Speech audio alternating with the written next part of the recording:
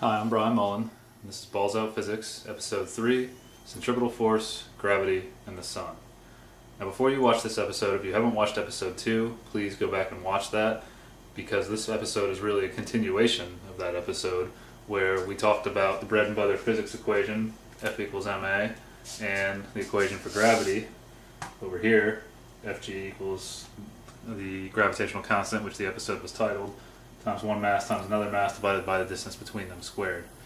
Now in that episode I focused on the fact that the gravitational constant may have been calculated by estimating Earth instead of through experimentation, as we've been told. There's really not a whole lot of evidence showing that these experiments have worked. We're told that they worked. We're showed, there's articles out there showing pictures of modern day torsion balance experiments that say that they work, but a lot of people out there say they don't work. And I've never seen any replica of the original torsion balance experiment that Cavendish did, or Henry Cavendish did in 1798, which I'd really like to see, because that's really where it all started. But anyway, even if they did determine this constant through experimentation, it doesn't really matter, because of what I'm about to cover, in my opinion at least. So, diving in, this episode's really about the relationship between centripetal force and gravity, or setting them equal to each other, because the gravitational force that's supposed to hold our Earth to the Sun, make it orbit the Sun, is really a centripetal force, and this is the theory. Okay, so what a centripetal force really is a force directed towards the center of a circle. So a ball on a string is the best way to give an example of this. You have a ball or a mass, a little foam spherical Earth here, and a string representing the force pulling it towards the center, which in this case would be my hand, where you could say that was the Sun. So you spin this around. Okay, the tension in the string is the force. Okay, and that creates a velocity.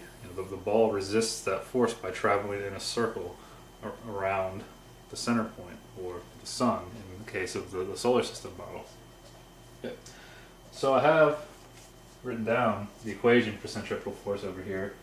It says centripetal force is equal to the mass, or the ball, times the velocity squared divided by the radius. So the velocity would be the speed that it's traveling at around the circle.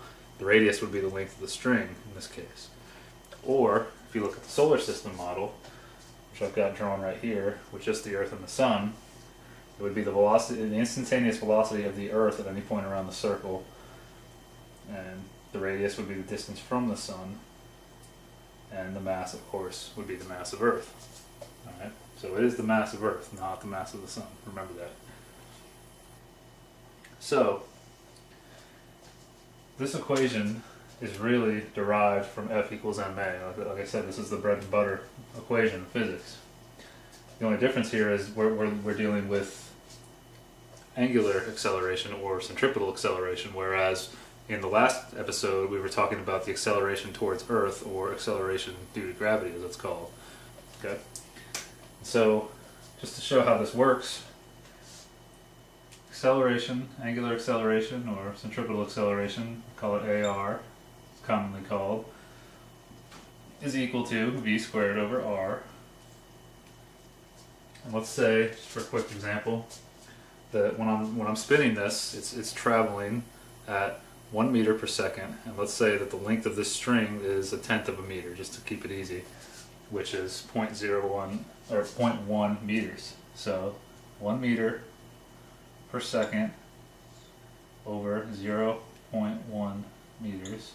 This is 1 meter per second squared, actually, up top, velocity squared, gives us 10 meters per second squared, which is pretty close to the acceleration due to gravity, or the acceleration at which things fall towards Earth, which is 9.81 meters per second squared. So the units are actually the same. Okay. However, in this case, the acceleration is considered to be acting towards the center of the circle, or towards where the tension in the string is for the spinning ball. Okay. And if you remember in episode 2, I said that acceleration is any change of velocity. So since velocity has both a rate, as in miles per hour, kilometers per hour, meters per second, and a direction, if the rate remains constant but the direction changes, it is said to be constantly accelerating. So, theory is, since this Earth would be traveling around the circle, or it's actually, NASA tells us it's elliptical, but they also use this equation, which is based on a circle, this velocity is constantly changing as it travels around the sun. Okay, the velocity, the direction of the velocity over here would be pointing down to the right. Okay, it's pretty simple. So, Cavendish came up with this value of big G, and then they calculated the mass of Earth, as you saw in the last episode. And then they could move on to the sun. They were basically assigning numbers to the solar system model that Copernicus had come up with a few hundred years before. Okay, so as I've written here, I have centripetal force between the Earth and the Sun, or the force pulling the Earth towards the Sun, is equal to the force of gravity. So what you can do is say these equations are equal. You can actually set Fc equal to Fg. So let's just say Fc up here equals Fg. Okay? But this is really m squared, or m, excuse me, times v squared, getting a little ahead of myself there, over r, is equal to big G, the gravitational constant, times the little m, which is the mass of Earth, times big M, which we're going to say is the mass of the Sun in this case, over r squared. Okay? Now, at the time, they were pretty sure they knew how far away the Earth was from the Sun. They used sextants and other devices to get a measurement. Now, of course, the way a sextant works, as I've looked into, the Sun can either be a few thousand miles away and 32, 33 miles in diameter, or it can be 93 million miles away and have a diameter that's 100 times the Earth. It's either or based on how a sextant works. I haven't used one yet. I'd really like to. Nobody uses them anymore. It's an old-fashioned tool, but it'd be really interesting. But anyway, let's assume that they were right, and the actual distance in meters is, or in kilometers, is 149.6 times 10 to the 6 kilometers, according to NASA's fact sheet. And so the mass of Earth, just like the mass of the man in episode 2, cancels out. Kind of funny how this gravity equation kills the smaller mass. Anyway, it's nature, right? That's what we're told. So now you have the mass of the Sun, you've got the velocity of the Earth, which you know because you know the radius of Earth, and you can calculate the circumference of the circle, or the distance it travels around the Sun, which circumference, I'll write that over here, is equal to 2 pi r. Okay? So they already knew the distance, so they can figure out the velocity, because velocity is really distance over time. So what they can do is say that velocity is equal to 2 pi r, and we'll call over big T. In physics, big T is usually considered a period, or the time it takes to make one revolution, which in this case they thought was 1 year, because the Sun does its thing in 1 year. 4 seasons it takes, though they tell us 365 and a quarter days, which actually comes out to 31,557,600 seconds, which is what you would have to do to make all these units work. But I'm not going to go through all the numbers. I'm just going to show the algebra to show how this was done. You can look this up. This is all over the internet. So we need to isolate the mass of the Sun. We have everything else. We have the velocity, which can be calculated with this equation. We have the radius. Radius is the same over here, and they have the gravitational constant, which who knows how that was really determined, but it doesn't matter. Okay, so showing some simple algebra here, you could say multiply this side times r squared over g, multiply this side times the same thing, r squared over g, just to show the steps. So R squared cancels, G cancels. Over here you've got R squared times V squared over G times R. And then this R cancels. So you really just have R times V squared over G is equal to the mass of the sun. And that comes out to 1,988,500 times 10 to the 24th kilograms.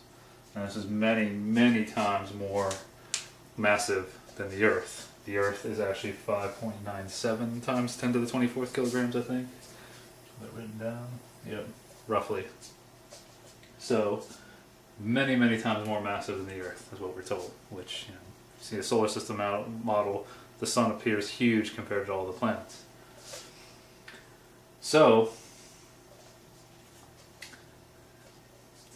with this relationship now, they calculated the mass of the sun. But as you saw in the example, the mass of the Earth that's orbiting the sun cancels. So, well, the first time I did this, I kind of got a little excited at first, but then I realized, well, the mass of whatever's orbiting the sun just cancels out. It doesn't matter.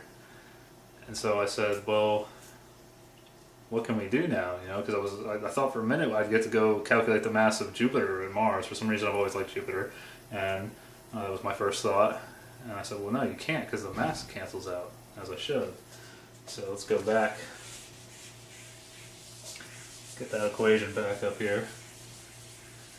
What you can do, what people have realized though, is since V is actually equal to 2 pi r over the period, you can say V squared is equal to 4 pi squared times r squared over t, over the period squared. See, it's just this times itself, squared. Okay, so going back to that original equation, we can write the centripetal force equation now with that original relationship, that is. We can substitute this for V squared, and that'll give you that'll give you 4 pi squared times r squared over r, because r was still on the bottom, and this t squared comes down here, over r times the period squared. This r cancels and that r cancels, so you get 4 pi squared r over the period squared, or big T squared. Okay? And then set that equal to big G times little m times big M, mass of the sun, divided by r squared. Okay? Now, mass cancels again. But what you can do now, since you know the mass of the sun, or what they say you can do now, is determine the distance of anything orbiting the sun if you know the amount of time it takes, or the orbital period of that object, right? This is what's currently done. So what this breaks down to is you need to get r by itself, because r is the distance, right? Once you get r, you can determine the velocity as well, according to the theory. So to get r by itself, we multiply this side times r squared. Just do r squared over 1. And this side times r squared over 1. And that gives us 4 pi squared r cubed equals, and cancels on this side, g times big M. And then we want to get r by itself over here, so we just divide by r pi, or by 4 pi squared. I'm not going to actually show the steps, but we'll just say r cubed equals g m, nope, I missed the t cubed. And I might just write this out. What this actually works out to, instead of doing all the algebra for you guys, I can do it, I've already done it. And if you look this up, this is the period equation. R ends up being, so I'm not boring you with all the algebraic steps, the cube root of the gravitational constant times the mass of the sun times the period squared over 4 pi squared. Okay, that's what this breaks down to. You can solve for r. And so what they say is that if you know the period, for instance, Jupiter takes 11.86 years to do its thing. You know, we see it, if you pick a point in the sky and you record where it is in the sky, it will take 11.86 years to get back to that point. People have been watching these things, the wandering stars, as the ancients used to call them, or the planets, 8 of them, that, well, 7 we can see, we're supposed to be on one of them, since the beginning of time, as far as we know. So this is well documented. The period, or the time it takes for each one of these 7 entities to do its thing, is well documented. Okay, and so you would need to convert the time for Jupiter into seconds, and that is actually, just to throw a number out there, 374,198,400 seconds. It's a pretty long time. Lots of seconds. So you plug that in, you've got how far Jupiter is from Earth, right? Well, I don't really agree with this. And the reason I don't is because we got to back up here. The only thing that matters, according to this equation, is the mass of the Sun. The mass of Jupiter doesn't matter, so Jupiter could be a golf ball, or it could be, what they tell us, something with the mass of 318 Earths, roughly. So, based on this, the mass doesn't matter. What about this over here? This original proportion that I talked about in episode 2. As the mass of each object increases, the force of gravity increases. As the mass of one of those objects decreases, the force of gravity decreases. But the way I look at this, it's saying that the Sun controls only. Let's back up a little bit. Maybe I'm getting a little ahead of myself here. Go back to this original relationship. We don't need to do this anymore. We'll go back to just keeping it simple. You say the centripetal force Fc. You say the centripetal force Fc is equal to the mass of the object orbiting the Sun, which we still have as the Earth here, or Jupiter, or Mars, or whatever you want it to be, times the velocity of that planet, or wandering star, divided by the distance from the Sun, r, is equal to the gravitational constant times the little m, which is the mass of Jupiter or Mars or Earth or whatever, times big M, which is the mass of the Sun. I'll write M Sun here to clarify that, times the distance that object is from the Sun squared, and that's equal to the force of gravity. These are said to be equal, and this is how the solar system was built, or that's how we applied numbers, or they applied numbers to our solar system. Okay. Well, this math is canceled.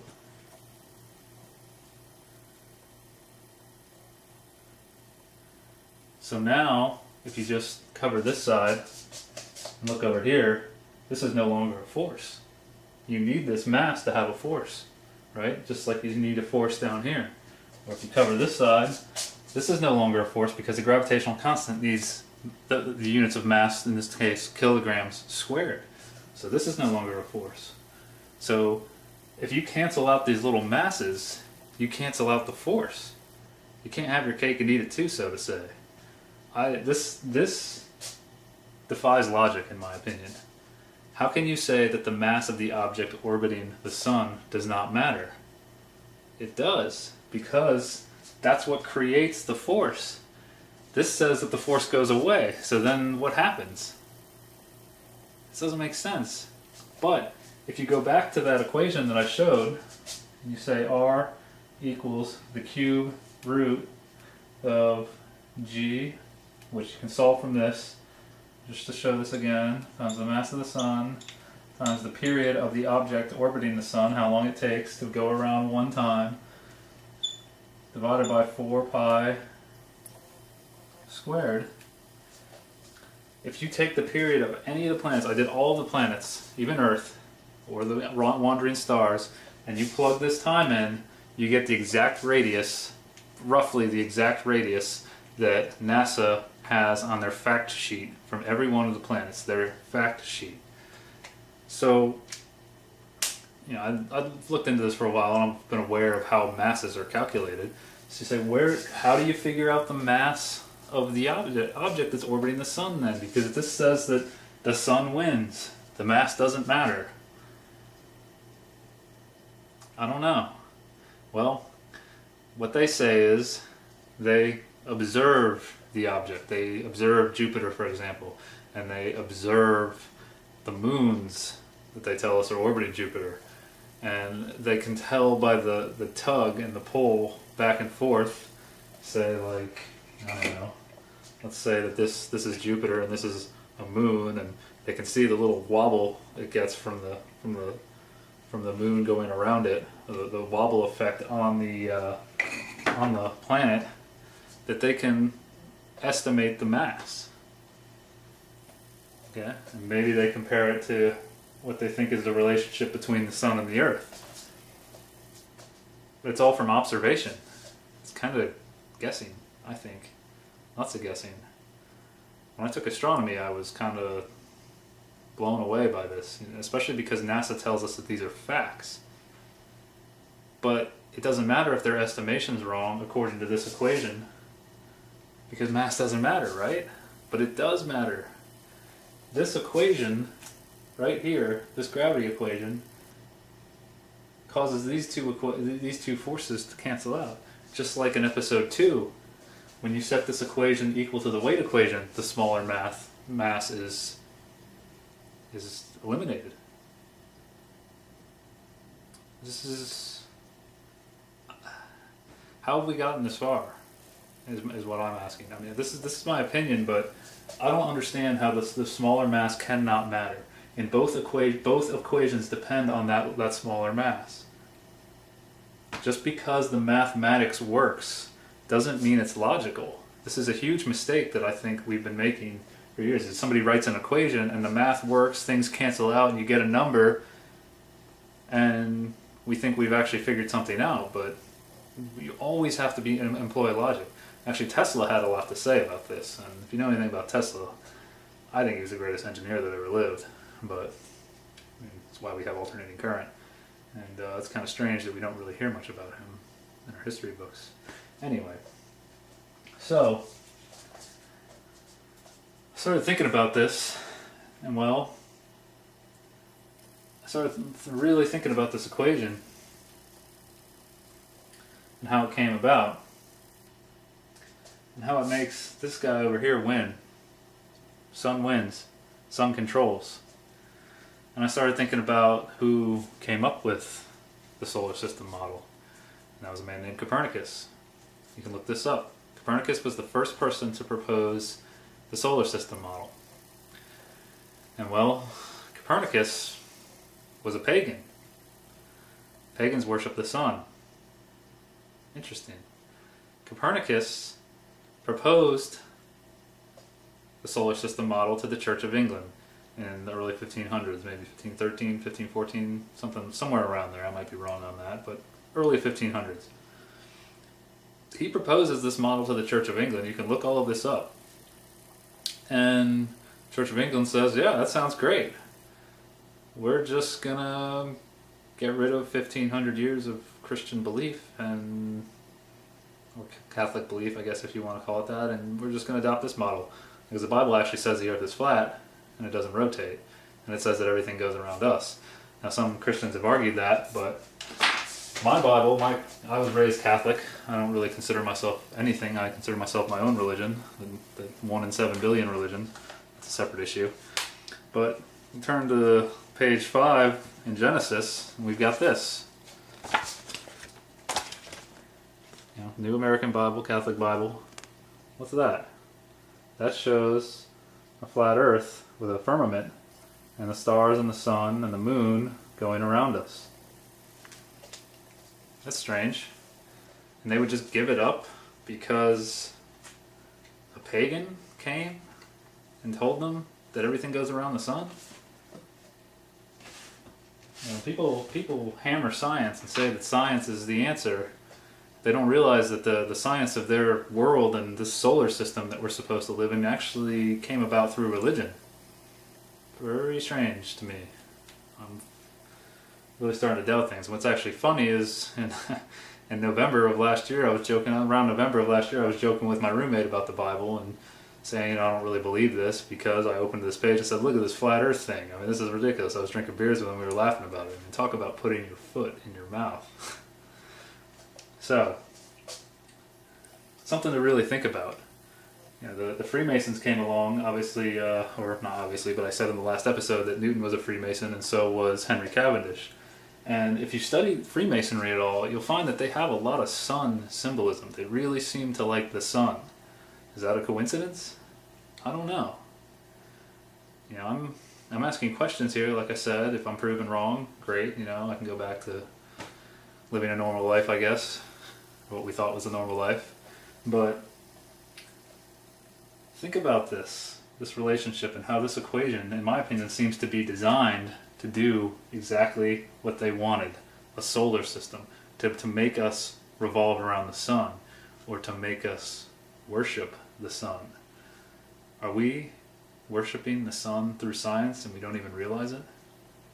You should look into some of these organizations, some of these secret societies that seem to be prevalent throughout politics, science, or even religion.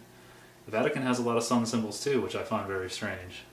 Why did they give up what the Bible said in 1500? Something else to really think about.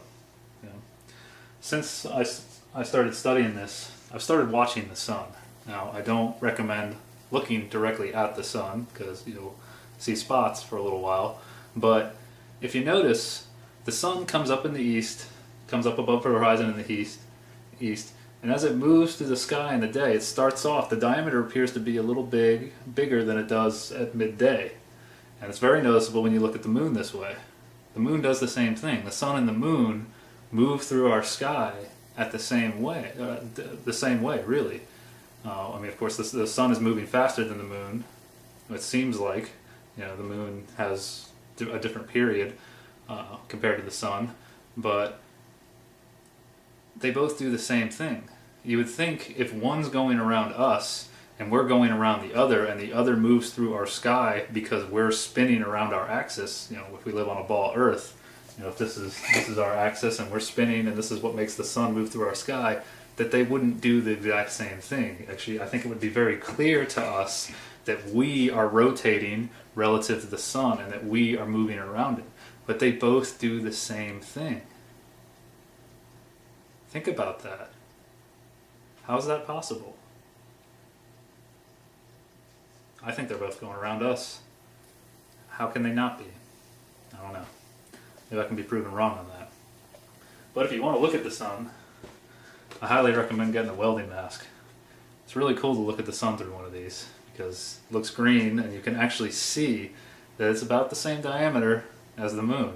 It looks identical to the moon when you look through it through one of these. So, asking questions again, but pay attention to the sun and watch the moon and ask yourself, what do you think? Are we going around the sun, or is it going around us, just like the moon? I don't know. But I'm going to keep watching it, because it's interesting. And I really want to know what my world is. We all need to work together and figure this out. So until next time, we'll be talking about a thermosphere, and maybe something else in episode 4. See you then. Peace.